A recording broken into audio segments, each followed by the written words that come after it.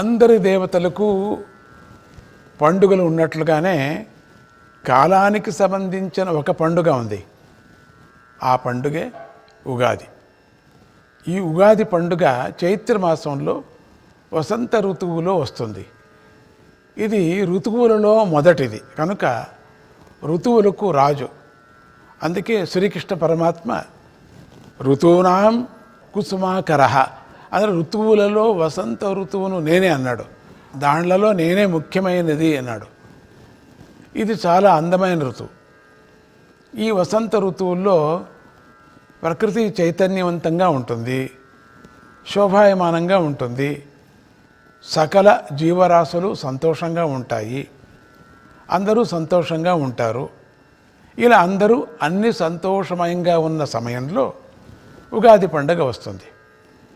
ఇది వచ్చినప్పుడే తొలి మాసం ప్రారంభమవుతుంది. అలాగే మనకు తొలి ఋతువు, తొలి పక్షం, తొలి తిథి కూడా ప్రారంభమవుతుంది. ఇంత విశేషం గల ఈ ఉగాది రోజునే బ్రహ్మదేవుడు కాలగణనను ప్రారంభించాడు. కనుక ఇది సృష్టి ప్రారంభం కావటానికి తొలి రోజుగా చెప్పబడింది. అంచేత ఈ తొలి రోజు ఉగాది పండుగ ప్రసిద్ధి చెందింది. మన పండుగలన్నిటికీ తొలి పండుగ అయింది. నిజానికి ఈ ఉగాది పండుగను కాలపురుషుడైన భగవంతుడు మనలను అనుగ్రహించటం కోసమే అవతరింపజేశాడు. ఎందుకు అంటే గత సంవత్సరంలో చేసిన తప్పులు తిద్దుకోవటానికి, మంచి దారిలో నడవటానికి ఈ ఉగాదిని మనకు పంచాంగమనే ఒక వరం ద్వారా అనుగ్రహించాడు.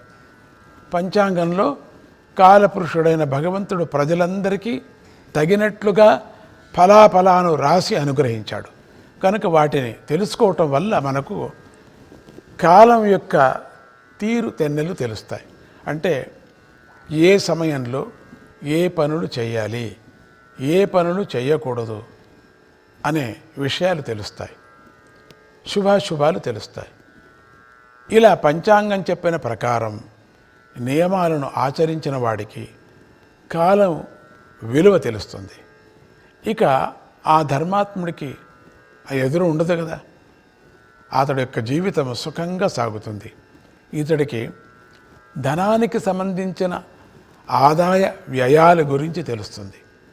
సమస్థితి అలవడి అతడు ధైర్యంగా జీవిస్తాడు. జీవన పయనంలో ఎదురయ్యే ఆటుపోటులను, ఒడిదుడుకులను సమర్థవంతంగా ఎదుర్కొంటాడు. కాలం మీద ఒక గమనిక ఉంటే మనిషి ఒక పద్ధతిగా నడుచుకుంటాడు.